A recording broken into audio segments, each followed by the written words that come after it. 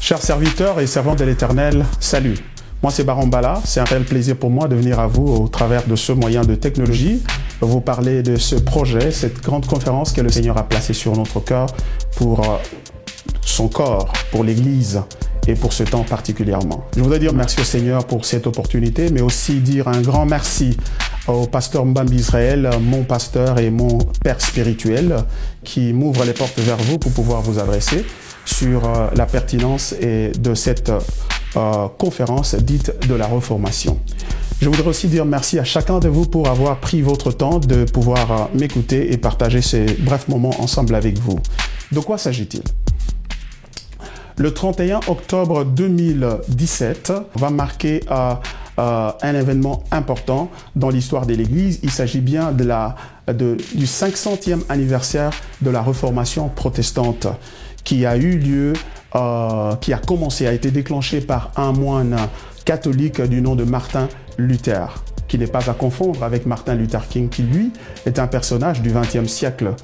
Martin Luther, l'Allemand, était un moine catholique qui vivait au monastère. Vous savez, à l'époque, dans l'Europe occidentale, il n'y avait qu'une seule église. C'était l'église catholique romaine. Et cette église avait une telle influence tentaculaire sur la vie politique, la vie économique, la vie sociale de toute la population de l'Europe. À telle enseigne que la voix du pape s'élevait même au-dessus de la voix de l'empereur. Martin Luther luttait avec un problème personnel qu'il gérait dans la présence des dieux. Et cette lutte était basée sur le fait que quelle est la base sur laquelle Dieu devait accepter le pécheur, c'est-à-dire le non-croyant. Et l'Église catholique a répondu à cette question disant que le croyant est accepté à partir du moment où il passe par le sacrement du baptême, à l'occasion duquel la grâce des dieux est infusée en lui, et cette grâce devenait maintenant la base sur laquelle il devait développer un comportement, c'est-à-dire des actions de purification qui vont finalement être sanctionnées par la décision de Dieu de justifier le pécheur. C'est-à-dire, la sanctification précède la justification. Et cette justification ne peut pas avoir lieu sur la terre parce que l'homme sur la terre ne peut pas être totalement purifié de toute impureté, de tout péché. Donc, la sanctification se poursuivait dans ce qu'on appelle le purgatoire. Un endroit, après la mort, où l'homme était purifié de toute souillure, à l'issue de laquelle, c'est-à-dire de la purification, Dieu le déclarait justifié.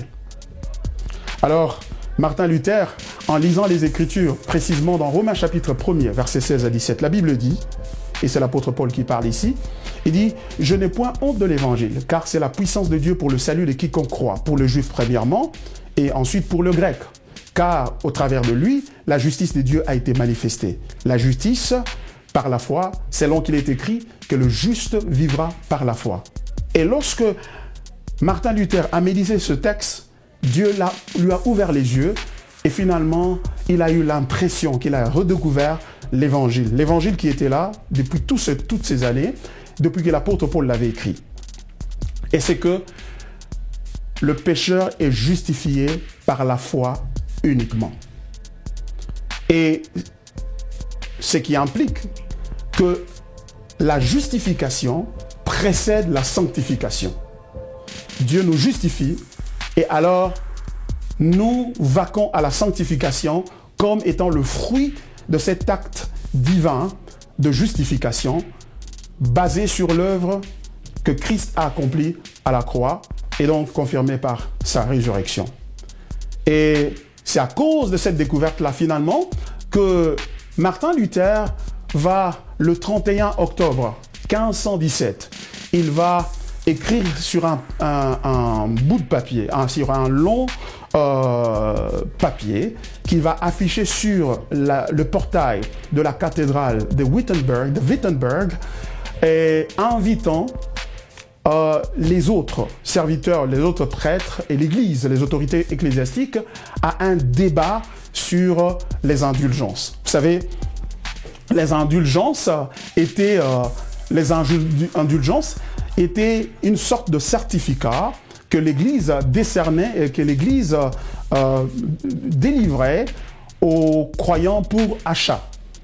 Et ces croyants, lorsqu'ils achetaient ce certificat, c'était un certificat de mérite, c'est-à-dire que le pape avait une autorisation particulière, un pouvoir particulier de pouvoir libérer certaines âmes qui se trouvaient au purgatoire.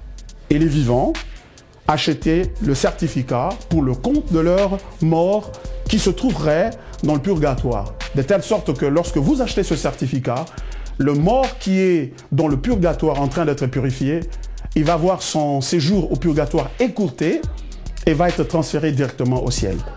Et Martin Luther dit que cela n'a aucune assise biblique et cela n'a aucun fondement biblique. Et vous vous en doutez, lorsque Martin Luther dit cela, il s'oppose donc à l'autorité du pape. Ça veut donc dire, pour Martin, le pape n'est pas l'autorité finale de la foi chrétienne, mais c'est bien plutôt la parole de Dieu, la Bible. Et c'est là que plus tard on parlera du principe de sola scriptura.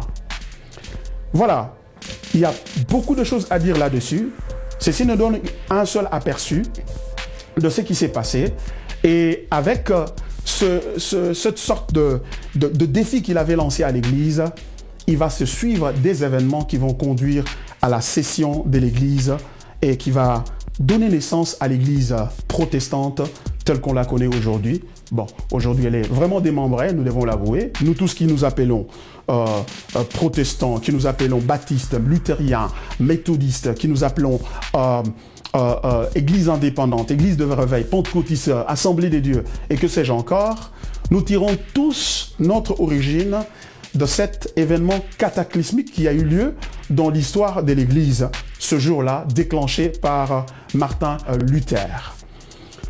Bien-aimé mon Seigneur, comme vous vous rendez bien compte, c'est un événement assez important qui est célébré à travers le monde entier, le 500e anniversaire de la Réformation protestante. C'est la raison pour laquelle le Seigneur nous a mis à cœur de pouvoir convier cette grande conférence en collaboration avec l'Église Salem et qui va durer ces 3 jours. Ces 3 jours, nous venons ensemble en tant que serviteurs et servantes de l'Éternel pour cogiter sur la question de la réformation. Et le thème de la conférence, c'est la réformation protestante hier et aujourd'hui. Nous avons 3 objectifs que nous poursuivons dans cette conférence. Le premier, c'est que nous voulons jeter un regard curieux sur le passé pour pouvoir déceler la survenance de ces événements qui ont conduit à la réformation protestante. Nous voulons voir les acteurs clés de la réformation, c'est-à-dire des personnages tels que Martin Luther, comme je venais de le dire tout à l'heure. Mais Martin Luther n'était pas seul. Il y a eu Zwingli à Zurich, il y a eu Jean Calvin à Genève et tant d'autres qui leur ont emboîté le pas dans le futur, dans la suite, je voulais dire. La raison pour ce regard historique, c'est parce que la Bible nous dit dans Éphésiens chapitre 4, verset 11, que Dieu a donné les uns comme apôtres, comme prophètes, comme docteurs, comme évangélistes, comme docteurs, pour l'édification des saints en vue de l'œuvre du ministère. Les ministres que Dieu nous a donnés, que vous êtes, que nous sommes tous, nous représentons un don des dieux à l'Église. Et ces ministres-là, ce sont des ministres que Dieu nous a donnés depuis le jour de la Pentecôte jusqu'à ce jour. Donc, ces ministres-là ont été utilisés par Dieu dans le passé, et notamment la personne qui vous a amené à Christ, peut-être qu'elle n'est plus vivante, et dans cette personne, Dieu a placé des repères. Ces personnes nous servent comme de repères et même de ressources pour nous permettre d'éviter les erreurs du passé, mais aussi nous donner la confiance dans ce que nous sommes en train de faire aujourd'hui et nous donner un encouragement dans ce que nous sommes en train de faire aujourd'hui dans le cadre du ministère. Donc, la place, l'importance de l'histoire de l'Église est vraiment cardinale dans l'exercice du ministère aujourd'hui si nous voulons être fructueux dans notre exercice du ministère. Donc, ça, c'est le premier objectif. Le deuxième objectif, c'est en fait nous exposer aux enjeux doctrinaux de la Réformation. Et l'enjeu de base de la Réformation, c'est la question de la justification par la foi. Et de cette question-là dépend aussi la position donc de la sanctification, de la question de la sanctification. La sanctification précède-t-elle la justification comme dans l'Église, dans la théologie catholique, ou elle vient après la justification comme dans la théologie protestante aujourd'hui que nous croyons être biblique. Et au cœur de la question de la justification, il y a une question beaucoup plus profonde, fondamentale. C'est la question de la gloire et le caractère de Dieu. Et dans cette conférence, nous allons épulcher ces questions, nous irons en profondeur pour comprendre l'essence de l'Évangile. Car si nous ne nous attachons pas à l'Évangile, notre foi risque d'être vaine, comme l'apôtre Paul le dit dans 1 Corinthiens chapitre 15, versets 1 à 4.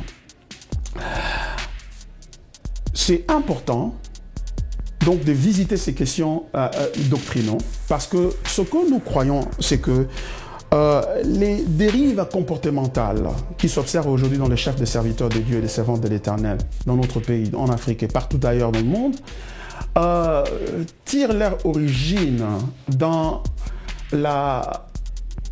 des questions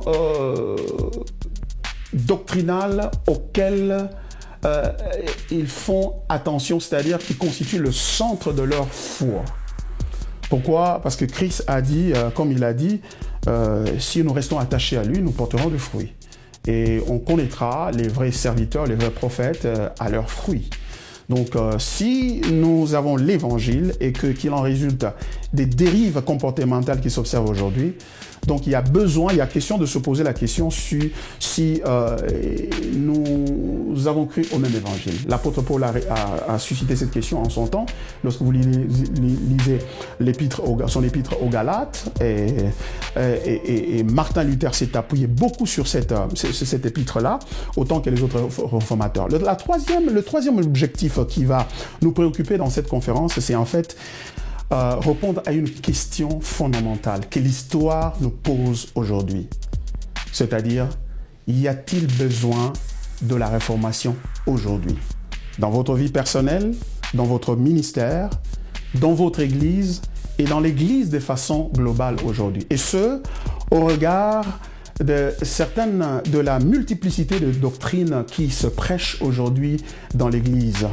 Il y a besoin de se poser la question si ces doctrines sont toujours en harmonie avec le cœur de l'Évangile, la doctrine de la justification par la foi, par la grâce au moyen de la foi. Et là, nous allons passer en revue un certain nombre de doctrines, notamment la doctrine de l'Évangile dit de la prospérité, et l'évangile dit de la délivrance, l'évangile dit de la grâce extrême, et les autres tendances doctrinales qui s'observent aujourd'hui, nous allons les confronter au test de l'évangile pour voir si ces tendances doctrinales, je voulais dire, sont en harmonie avec la parole de Dieu qui, elle, ne change pas, c'est-à-dire avec l'évangile qui lui reste le même, l'évangile centré sur la personne et l'œuvre de Christ. Et c'est là qui va nous conduire aux 5 solas de la Réformation, ces 5 slogans de la Réformation: sola scriptura, c'est-à-dire seules les Écritures, c'est-à-dire l'autorité suprême de notre foi, c'est les Écritures, la parole de Dieu. sola fide, c'est-à-dire seule la foi, la justification par la foi seule. La foi seule étant la base de notre justification. Sola gratia, qui veut dire le salut par la grâce seulement et uniquement. Et sola Christus, c'est-à-dire le salut par Christ uniquement ou seulement. Et enfin, sola soli Dei gloria, c'est-à-dire pour la gloire de Dieu seulement. Les 3 objectifs ainsi présentés vont nous préoccuper pendant ces 3 jours. Et je voudrais conclure en disant ceci. Je voudrais dire merci au Seigneur pour la grâce de se retrouver dans cette conférence, mais aussi remercier le pasteur Mbambi Israël particulièrement, qui est l'hôte de cette conférence, et pour cette grâce qui nous est offerte de pouvoir vous convier à cette conférence que je crois va être une grande bénédiction. Je voudrais remercier mes pères spirituels qui m'accompagnent dans cette conférence. Il s'agit du pasteur Mbambi Israël, comme je viens de le dire tantôt, le pasteur Sita Luemba et le pasteur Raoul Matadi. Mais je voudrais aussi remercier le pasteur Néné dans la foi, le pasteur Roland Dallot, qui accepte aussi de s'associer à nous pour passer ces 3 jours dans la présence de Dieu sous le thème de la réformation protestante hier et aujourd'hui. Vraiment, je brûle d'impatience de vous voir tous, de vous rencontrer bientôt à Kinshasa pour que nous puissions nous pencher sur la réformation protestante et surtout glorifier le Seigneur Jésus-Christ pour ce qu'il a fait et l'évangile a prouvé au travers des siècles qui reste constant et qui produit les mêmes effets. C'est la transformation des vies. Que Dieu vous bénisse. Merci beaucoup.